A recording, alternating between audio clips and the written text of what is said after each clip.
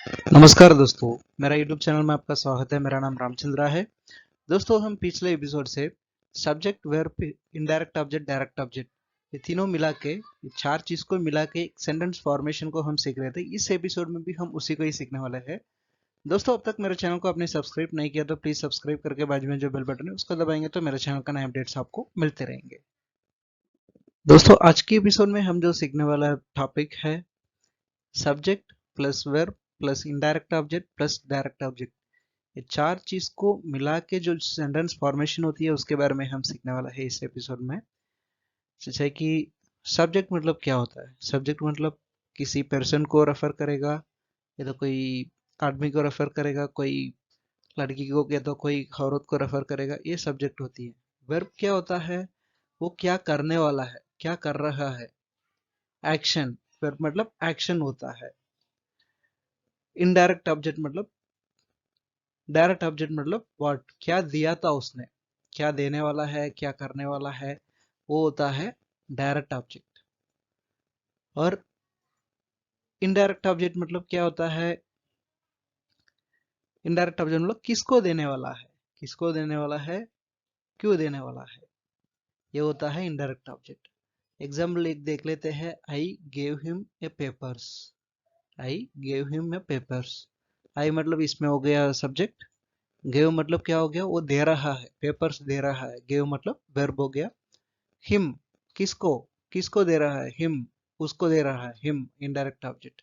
क्या दे रहा है, पेपर्स डायरेक्ट ऑब्जेक्ट। ये होता है subject. I gave him a papers.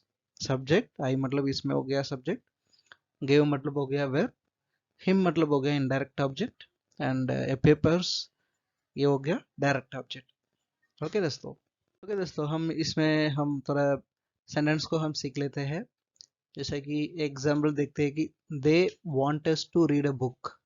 They want us to read a book, इसमें हो गया दे सब्जेक्ट हो गया, want verb, indirect object us किसको, us to read a book. They want us to read a book.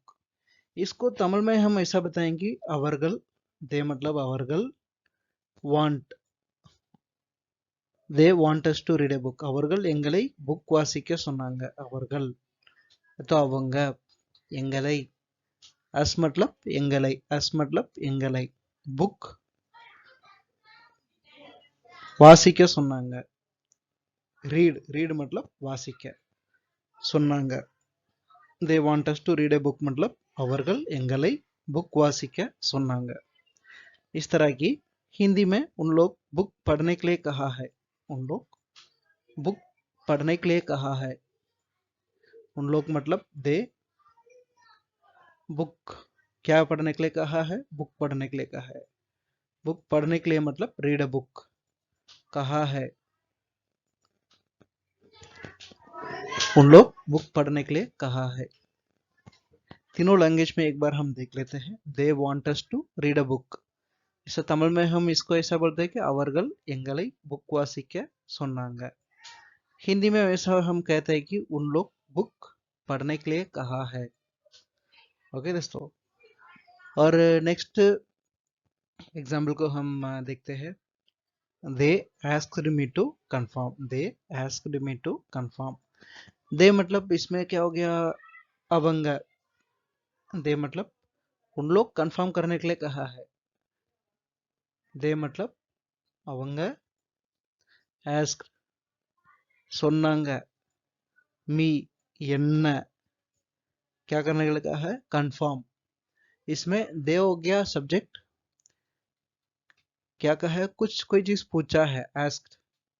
मी किसको पूछा है, मी to confirm क्या करने के लिए कहा है, कंफर्म करने के लिए कहा है। दे asked me to confirm। அவங்க என்ன कंफर्म பண்ண சொன்னாங்க। हिंदी में उन लोग कंफर्म करने के लिए कहा है, उन लोग कंफर्म करने के लिए कहा है। इंग्लिश में होता है दे asked me to confirm। Tamil में அவங்க என்ன कंफर्म பண்ண சொன்னாங்க। हिंदी में उन लोग कंफर्म करने के लिए कहा है। इस तरह की हम बोल सकते हैं दोस्तों। He asked me to drive a car। He asked me to drive a car। ही हो गया इसमें सब्जेक्ट, आस्क्ड हो गया वर्ब, मी किसको कहा है, मी indirect object, drive a car direct object. அவன் என்னை கார் ஓட்ட சொன்னான். he मतलब पवन, asked சொன்னான், என்ன சொன்னாங்க, क्या कहा है, என்னை किसको कहा है, என்னை me, me मतलब என்னை, क्या चलाने के लिए कहा है, कार, அவன் என்னை கார் ஓட்ட சொன்னான். उसने मुझे कार चलाने के लिए कहा है, उसने मुझे कार चलाने के लिए कहा है. ही तमिल में, इंग्लिश में ऐसा बोल सकते हैं कि he asked him to drive a car. Tamil में हम ऐसा बोल सकते हैं कि अवन एन्नाई कार ओट सुन्ना. हिंदी में हम ऐसा बोलते हैं कि उसने मुझे कार चलाने के लिए कहा है. ओके दोस्तों, और एक एग्जांपल हम देखते हैं. ही gave me an exam papers. he gave me an exam papers.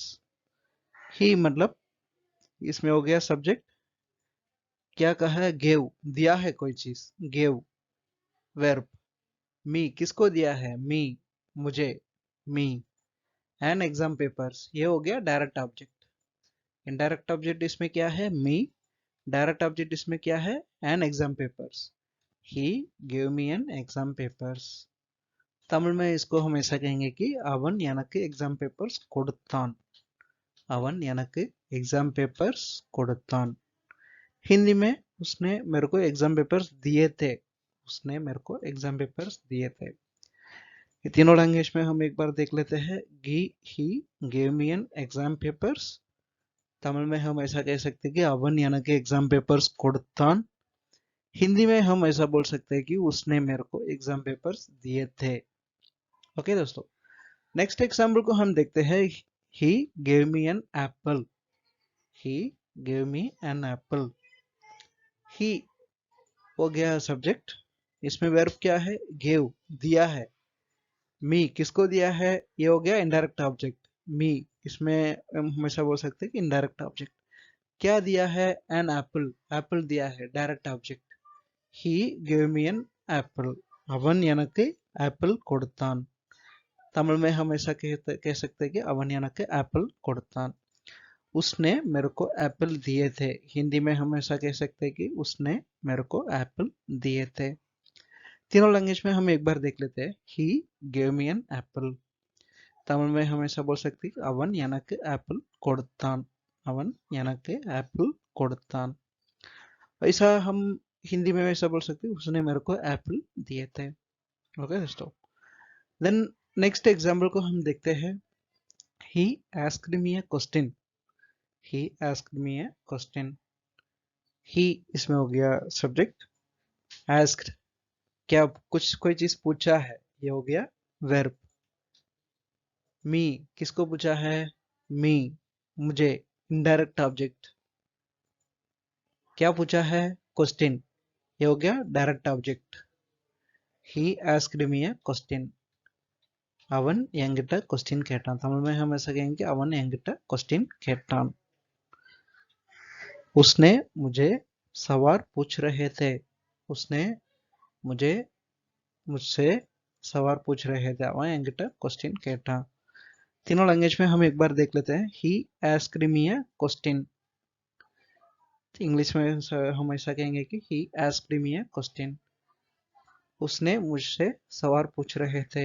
Tamil में हम इस वर्ड को हम ऐसा बोल सकते हैं कि அவன் என்கிட்ட क्वेश्चन கேட்டான். அவன் என்கிட்ட क्वेश्चन கேட்டான். इस तरह की हम बोल सकते हैं दोस्तों. इंग्लिश में ऐसा बोल सकते हैं, he asked me a question. Tamil में அவன் என்கிட்ட क्वेश्चन கேட்டான். हिंदी में उसने मुझसे सवाल पूछ रहे थे.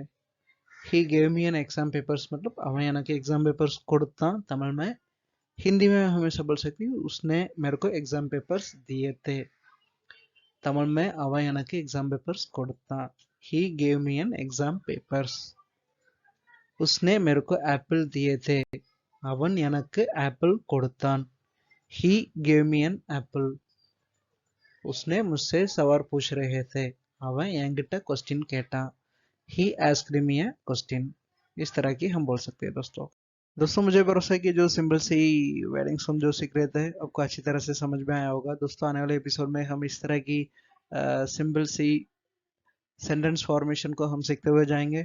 फिर धीरे धीरे करके हम इंग्लिश ग्रामर को पूरा सीख लेंगे। पास्ट एंड प्रेजेंट टेंसेस के बारे में, क्लासेस के बारे में हम सीखते हुए जाएंगे। दोस्तों अपने चैनल में जो वीडियोस आती है हम जो सीखते हुए आ रहे हैं वो आपको अच्छा लग रहा है तो प्लीज़ अपने चैनल को सब्सक्राइब कीजिएगा एंड आपकी दोस्तों के पास शेयर कीजिए जो तमिल सीखना चाहते हैं, तमिल सीखने में इंटरेस्टेड रहेंगे, उनके लिए जरूर अपनी वीडियोस यूजफुल रहेंगे। धन्यवाद दोस्तों, हम अगले वीडियो में मिलते हैं। Thank you.